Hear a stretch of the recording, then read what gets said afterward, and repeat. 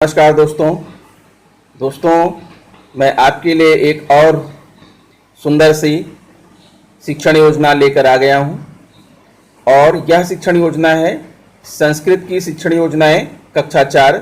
जैसा कि मैंने इसके पहले वाली शिक्षण योजना में आपसे कहा था कि एक साथ सारी शिक्षण योजनाओं को दे पाना संभव नहीं है, इसलिए मैं आपको एक एक करके शिक्षण योजनाएं दे रहा हूं।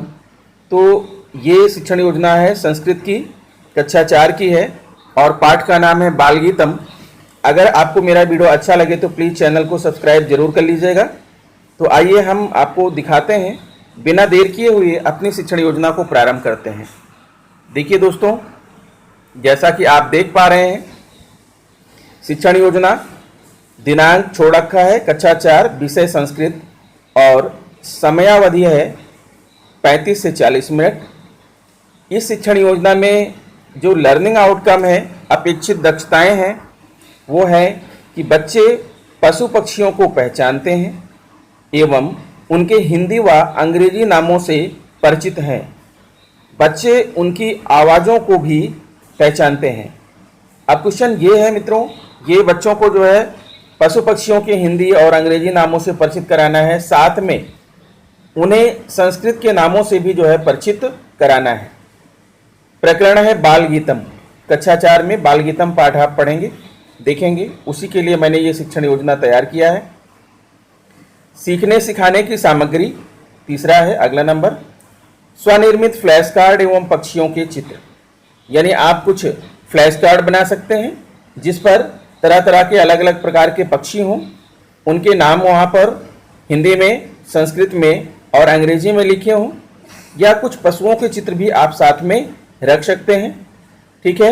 अगर ज़्यादा फ्लैश कार्ड आपको बनाने में प्रॉब्लम हो तो आप अपने मोबाइल के माध्यम से तरह तरह के पशु पक्षियों का चित्र जो है बच्चों को दिखा सकते हैं और उनके नामों से उनका जो है परिचय भी करा सकते हैं। तो ये है सीखने सिखाने की प्रक्रिया एवं गतिविधियाँ।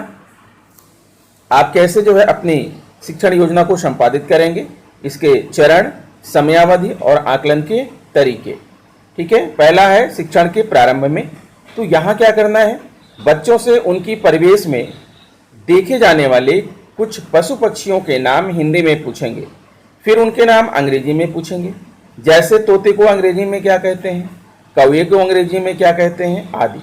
मित्रों, आप जानते हैं कि जो बच्चे हैं उनके परिवेश में विभिन्न प्रकार के पशु पक्षी पाए जाते हैं।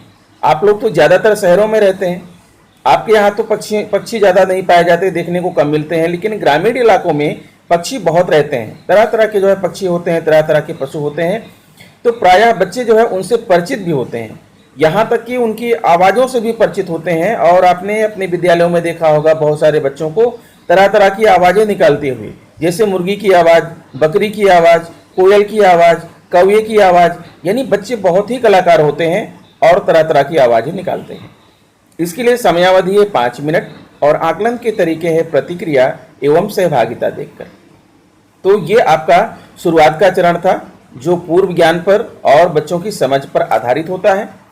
फिर दूसरा है खा, शिक्षण के दौरान। अब आप पाठ को शुरुआत करेंगे। शिक्षण के दौरान आपको क्या करना है, शिक्षक पहले स्वयं बाल गीतम नामक कविता का सस्वर वाचन करेंगे।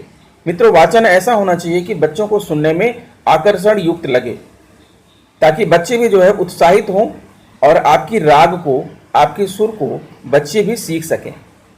फिर बच्चों से सस्वर वाचन कराएंगे, पहले तो खुद करेंगे फिर बच्चों से करवाएंगे, ताकि बच्चे भी जो है उसी सुर में उस गीत को गा सकें।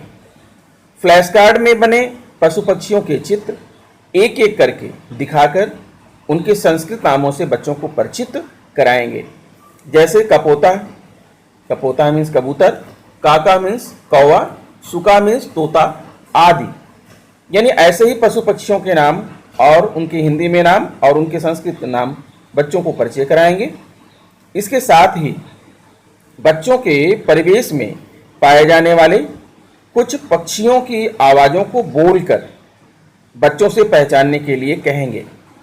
अगर आप पक्षियों की आवाज़ नहीं बोल सकते हैं तो बच्चे तो बोलते हैं, बच्चे बहुत जानते हैं, बच्चों से ही, उनमें से कुछ बच्चों को ही जो है खड़ा करके उन्हें अलग अलग पक्षियों की आवाज़ें निकालने के लिए कहिए और बाकी बच्चों को जो है उन आवाज़ों को पहचानने के लिए आप कह सकते हैं और साथ में उनके संस्कृत नामों से भी आप परिचय करा सकते हैं। ठीक है, तो कुछ पक्षियों की आवाज़ों को बोलकर बच्चों से पहचानने के लिए कहेंगे तथा उन्हें खुद भी आवाज़ निकालने के लिए कहेंगे। इसके लिए समय निर्धारित है 20 मिनट और अवलोकन का जो तरीका है यानी आकलन का जो तरीका है वो है प्रतिक्रिया एवं सहभागिता देखकर। बच्चों की प्रतिक्रिया क्या आ रही है, बच्चों की सहभागिता क्या आ रही है, क्या बच्चे इसमें जो है मनोरंजक तरीके से, आकर्षित तरीके से इस शिक्षण योजना को ग्रहण करने में जो है अपना दिखा रहे हैं, अपनी इच्छा दिखा रहे हैं, कहीं अनिच्छा तो नहीं दिखा रहे हैं, इस बात का हमें ध्यान देना है। फिर अगला पॉइंट है, अगला चरण है शिक्षण के अंत में। शिक्षण के अंत में बच्चों को पशु पक्षियों के चित्र दिखाकर उनके संस्कृत नामों को पूछेंगे तथा उन्हें बोर्ड पर लिखते जाएंगे। विभिन्न पशु पक्षियों की आवाज़ों को बच्चों से हाव भाव के साथ निकलवाएंगे। जब आप कम से कम 10 पशु पक्षियों के नाम बोर्ड पर लिख लेंगे तो बच्चों से उन्हें अपनी नोटबुक में भी लिखने के लिए कहेंगे। इसके लिए समय 5 मिनट है और आकलन के तरीके हैं प्रश्नोत्तर एवं सुनकर। अब बारी आती है प्रदत्त कार्य या गृह कार्य देने की। अब बच्चों को गृह कार्य देना है तो एक आकर्षक सा आप गृह कार्य दे सकते हैं।